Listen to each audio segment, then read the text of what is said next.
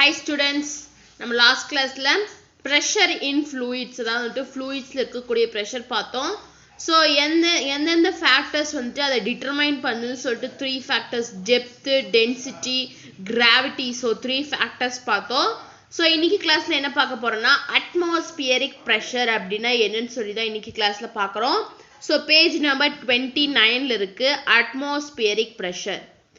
Earth is surrounded by a layer of air up to certain height, and this layer of air around the earth is called atmosphere of the earth.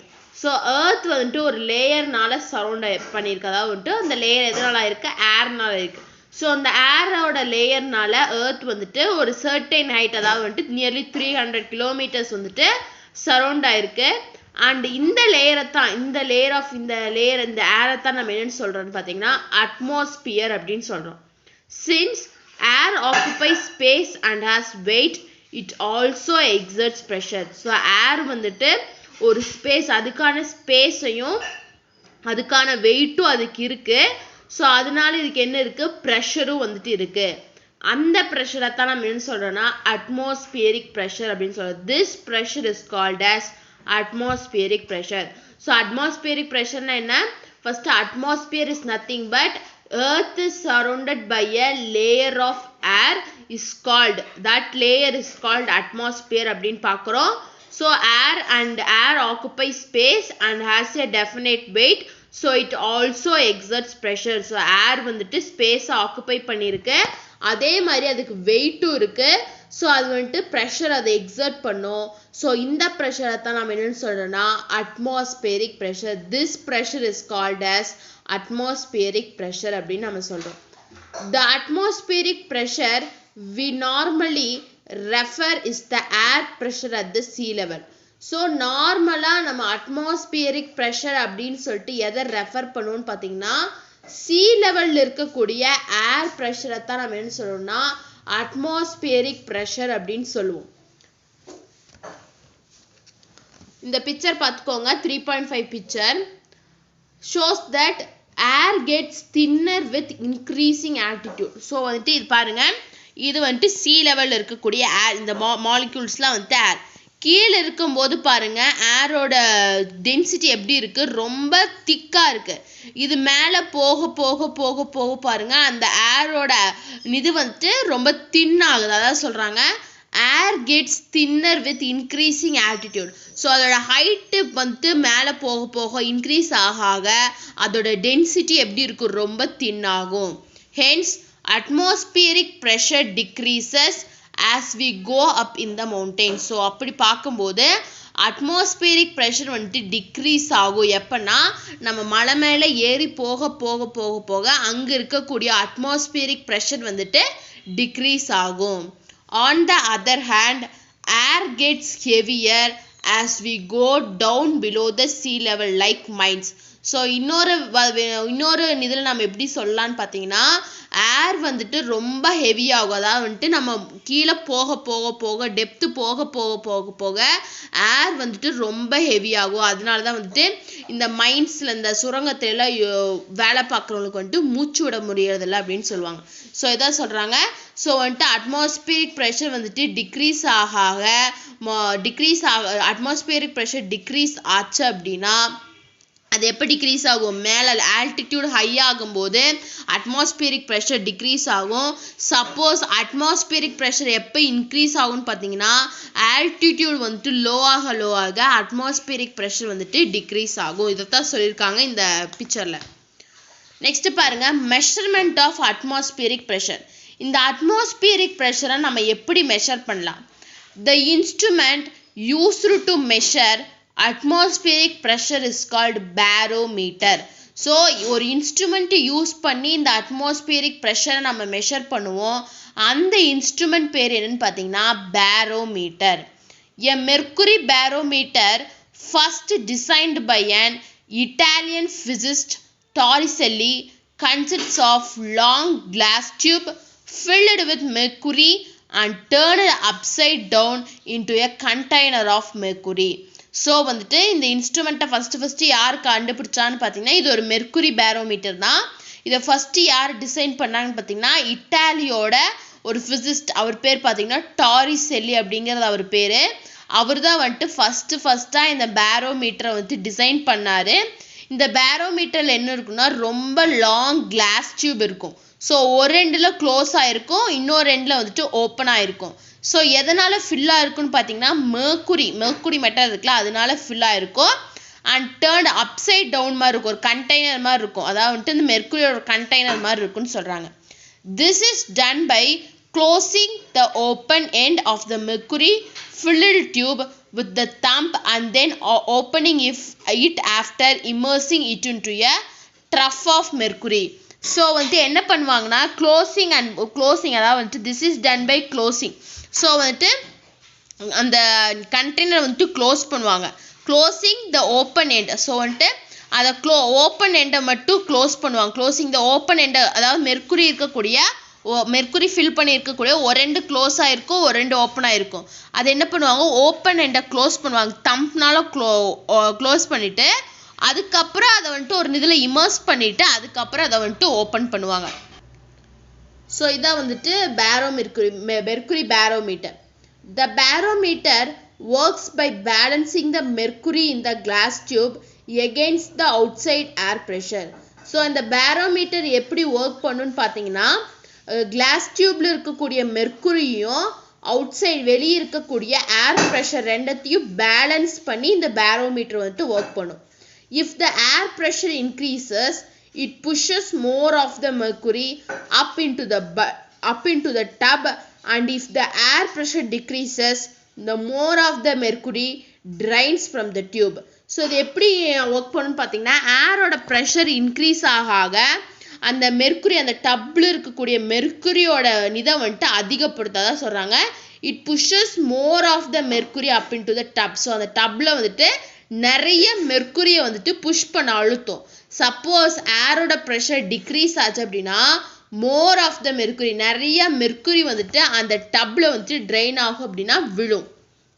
as there is no air trapped in the space between mercury and the closed end, there is a vacuum in that place. Suppose எந்த ஏரும் வந்துட்டு அந்த மெர்க்குரிக்கும் space அந்த ரெண்டுத்துக்கும் நடுவில் drop ஆகலை அப்படின்னா அந்த closed எண்ட்லேருந்து ஒரு வேக்கம் ஸ்பேஸ், அதாவது வந்துட்டு ஒன்றுமே இல்லாத ஒரு ஸ்பேஸ் மாதிரி தெரியும். Vacuum cannot exert any pressure. So அங்கே எந்த ப்ரெஷர் இருக்காது.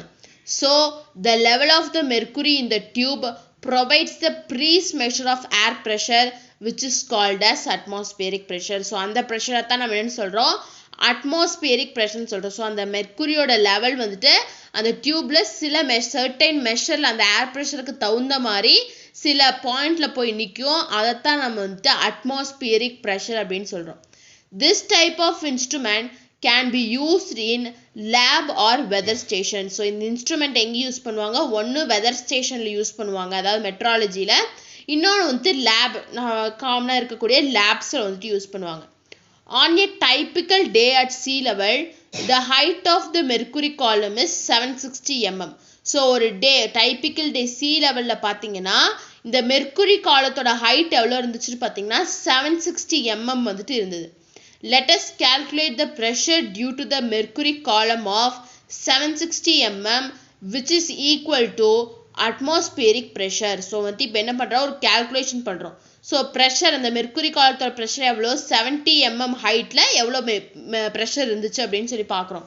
ஸோ இதுக்கு என்ன பண்ணோம், ப்ரெஷரோட ஃபார்முலா நமக்கு தெரியும். P is equal to H rho G is equal to H என்ன height 760 into 10 to the power minus 3 rho G ஓட value density into 760 into 10 to the power minus 3 பார்க்கும்போது மில்லிமீட்டர் இருக்குது, அதை மீட்டராக கன்வெர்ட் பண்ணியிருக்கோம். அதனால 760 into 10 to the power minus 3 metre into rho எவ்வளோ, density எவ்வளோ 13,600 kilometre square, cube minus cube into gravity எவ்வளோ 9.8 ms minus 2. இது எல்லாத்தையும் நம்ம கால்குலேட் பண்ணி நமக்கு வரக்கூடிய சொல்யூஷன் என்னன்னு பார்த்தீங்கன்னா 1.013 into 10 to the power PA. So PA என்ன பாஸ்கலை தானே நம்ம பின்னு சொல்லுவோம். So 1.013 into 10 to the power 5 pascal. So இது எல்லாத்தையும் நம்ம சால்வ் பண்ணோம்னா இது கிடைக்கும். ஸோ இப்படித்தான் வந்துட்டு ஒரு அட்மாஸ்பியரிக் ப்ரெஷரை வந்துட்டு நம்ம மெஷர் பண்ணுவோம். This pressure is called 1 atmospheric pressure. So இந்த ப்ரெஷர் நம்ம என்ன சொல்லணும், 1 atmospheric pressure. ATM அப்படின்னா பார்த்தீங்கன்னா அட்மாஸ்பியரிக் ப்ரெஷரை தான் நம்ம வந்துட்டு ATM அப்படின்னு சொல்லுவோம். There is also another unit called bar. So இதுக்கு இன்னொரு யூனிட் இருக்கு. அந்த யூனிட் என்னன்னு பார்த்தீங்கன்னா bar. That is also used to express such high values of pressure. So இது எதுக்கு யூஸ் பண்ணுவாங்க, ப்ரெஷரோட ஹை வேல்யூஸை எக்ஸ்பிரஸ் பண்ணுறதுக்கு இது யூஸ் பண்ணுவாங்க. So 1 atomic pressure, so 1 atmospheric pressure is equal to 1.013 into 10 to the power 5 pascal. அப்போ 1 bar is equal to 1 into 10 to the power 5 pascal. Hence 1 atmospheric pressure is equal to 1 point. So வந்துட்டு ஒரு பாருக்கு எவ்வளோ, 1 into 10 to the power 5 pascal. அப்போ இந்த 1 பார் தான் வந்துட்டு 1 into 10 to the power 5 pascal. அப்போ 1 atmospheric pressure நம்ம எப்படி எழுதலாம், 1.013 பார் அப்படின்னு சொல்லிடலாம். ஏன்னா பாரோட வேல்யூ என்ன, 10 to the power 5 pascal அப்படிங்க. ஸோ இதுக்கு பதிலாக நம்ம பாரை போடலாம். Expressing the value in kilopascal gives 1.1.3 kilopascal. So this means that on each 1 meter square of surface, the force acting is 1.013 kilonewton. So இதுலேருந்து என்ன தெரியுது, ஒரு மீட்டர் ஸ்கொயருக்கு, ஒரு சர்ஃபேஸில் இருக்கக்கூடிய ஒரு மீட்டர் ஸ்கொயருக்கு எவ்வளோ ஃபோர்ஸ் ஆக்ட் ஆகும்னு பார்த்தீங்கன்னா 1.013 kilonewton வந்துட்டு ஆக்ட் ஆகும். ஸோ இப்படி தான் வந்துட்டு அட்மாஸ்பியரிக் ப்ரெஷரை நம்ம கேல்குலேட் பண்ணோம்.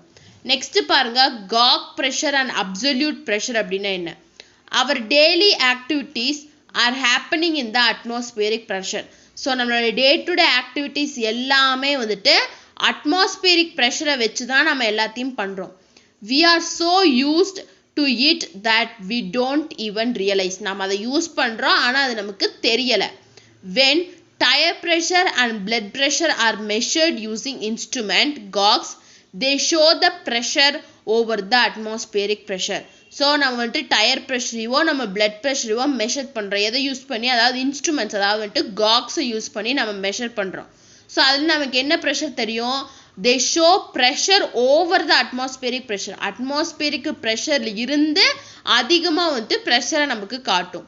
Hence absolute pressure is 0 referenced against a perfect vacuum and gauge pressure is 0 referenced against atmospheric pressure. So absolute pressure அப்படிங்கிறது வந்துட்டு ஒரு நார்மல் ப்ரெஷர்லேருந்து, அட்மாஸ்பியரிக் ப்ரெஷரில் இருந்துட்டு 0ல் இருக்கக்கூடியதை தான் நம்ம என்ன சொல்கிறோம்னா அப்சல்யூட் ப்ரெஷர் அப்படிங்கிறோம். அந்த ப்ரெஷர் வந்துட்டு அட்மாஸ்பியருக்கு ப்ரெஷருக்கு அதிகமாக போயிடுச்சு அப்படின்னா அதைத்தான் நம்ம என்ன சொல்கிறோம்னா அப்சல்யூட் ப்ரெஷர் அப்படின்னு சொல்கிறோம். சாரி, காக் ப்ரெஷர் அப்படின்னு சொல்கிறோம். ஸோ அப்சல்யூட் ப்ரெஷர் அப்படிங்கிறது வந்துட்டு 0, அட்மாஸ்பியரிக் ப்ரெஷருக்கு கம்மியாக 0ல் இருக்கிறது அப்சல்யூட் ப்ரெஷர். அட்மாஸ்பியரிக் ப்ரெஷருக்கு அதிகமாக போயிடுச்சு அப்படின்னா அதைத்தான் நம்ம என்ன சொல்கிறோம்னா காக் ப்ரெஷர் அப்படின்னு சொல்கிறோம். For pressures higher then atmospheric pressure, absolute pressure is equal to atmospheric pressure plus gauge pressure. So எந்தெந்த ப்ரெஷர்ஸ் வந்துட்டு அட்மாஸ்பியரிக் ப்ரெஷரோட ஹையாக இருக்கோ அப்போ அப்சல்யூட் ப்ரெஷரோட வேல்யூ என்ன, atmospheric pressure plus gauge pressure. For pressure is lower than atmospheric pressure, atmospheric pressureக்கு கம்மியாக இருக்கக்கூடிய pressure, அதாவது absolute pressure, அதோட வேல்யூ என்னன்னு பார்த்தீங்கன்னா atmospheric pressure minus gauge pressure. We have seen that liquid column exerts pressure. நம்ம வந்துட்டு ஒரு liquid காலத்தில் வந்துட்டு ப்ரெஷர் வந்துட்டு இருக்குன்னு பார்த்தோம். So the pressure inside the sea will be more. அதனால இன்சைட் சீக்கு அடியில் இருக்கக்கூடிய ப்ரெஷர் வந்துட்டு எப்பவுமே அதிகமாக தான் இருக்கும். This is more than twice the atmospheric pressure. So வந்துட்டு அட்மாஸ்பியரிக்கு ப்ரெஷரை கம்பேர் பண்ணும்போது 2 மடங்கு அதாவது ஓஷனுக்கு கீழே வந்துட்டு ப்ரெஷர் அதிகமாக இருக்கும். Parts of our body especially blood vessels and soft tissues cannot withstand such high pressure. So நம்மளோட பாடி பார்ட்ஸ் எஸ்பெஷலி நம்மளோட blood vessels, நம்மளோட டிஷ்யூஸ்னால இந்த ப்ரெஷரை வந்துட்டு தாங்க முடியாது. Hence, scuba divers always wear special suits and equipments to protect them. So அதனால தான் வந்துட்டு இந்த டைவர்ஸ், அதாவது ஸ்கியூபா டைவர்ஸ்லாம் என்ன யூஸ் பண்ணுறாங்க, ஒரு ஸ்பெஷல் சூட்டை வந்துட்டு யூஸ் பண்ணுறாங்க. ஸ்பெஷல் சூட்டையும் ஒரு எக்யூப்மெண்ட், அவங்கள ப்ரொடெக்ட் பண்ணிக்கிறதுக்காக ஒரு எக்யூப்மெண்ட்டை வந்துட்டு யூஸ் பண்ணுறாங்கன்னு சொல்கிறான். ஸோ ஏன் வந்துட்டு ஸ்கியூபா டைவர்ஸ் வந்துட்டு ஒரு ஸ்பெஷல் சூட்டை வந்துட்டு யூஸ் பண்ணுறாங்கன்னு கேட்டீங்கன்னு பார்த்தீங்கன்னா இந்த காரணத்தை தான் நம்ம எழுதணும். Pressure inside the sea will be more. Pressure சீல இருக்கக்கூடிய ப்ரெஷர் வந்துட்டு ரொம்ப அதிகமாக இருக்கும். அட்மாஸ்பியரிக் ப்ரெஷரை விட 2 மடங்கு அதிகமாக இருக்கும். அதை நம்மளோட பாடி வந்துட்டு தாங்கிக்காது. ஸோ அதனால தான் ஸ்கியூபா டைவர்ஸ் வந்துட்டு இப்படி யூஸ் பண்ணுறாங்கன்னு சொல்லிட்டு ரீசன் எழுதணும். ஸோ இதுதான் வந்துட்டு gauge pressure and absolute pressure. So gauge pressure is nothing but இன்ஸ்ட்ருமெண்ட்ஸில் வரக்கூடியது காக் ப்ரெஷர். அப்சல்யூட் ப்ரெஷர்னு பார்க்கும்போது அட்மாஸ்பியரிக் ப்ரெஷரை விட கம்மியாக இருக்கக்கூடிய ப்ரெஷரை தான் நம்ம என்ன சொல்கிறோன்னா அப்சல்யூட் ப்ரெஷர் அப்படின்னு சொல்கிறோம். ஸோ இன்னைக்கு கிளாஸில் இந்த 2 ஆஸ்பெக்ட் பார்த்தோம். அதாவது வந்துட்டு அட்மாஸ்பியரிக் ப்ரெஷர்னா என்ன, காக் ப்ரெஷர் அண்ட் அப்சல்யூட் ப்ரெஷர் அப்படின்னா என்னன்னு சொல்லி பார்த்தோம். நெக்ஸ்ட் கிளாஸ் வந்துட்டு பாஸ்கல் லா வந்துட்டு நெக்ஸ்ட் கிளாஸில் பார்க்கலாம். ஸோ உங்களுக்கு ஏதாச்சும் டவுட் இருந்தால் கமெண்ட் பண்ணுங்கள். இந்த வீடியோ கிளாஸ் பிடிச்சிருந்தா லைக் பண்ணுங்கள், ஷேர் பண்ணுங்கள், சப்ஸ்கிரைப் பண்ணுங்கள். தேங்க்யூ.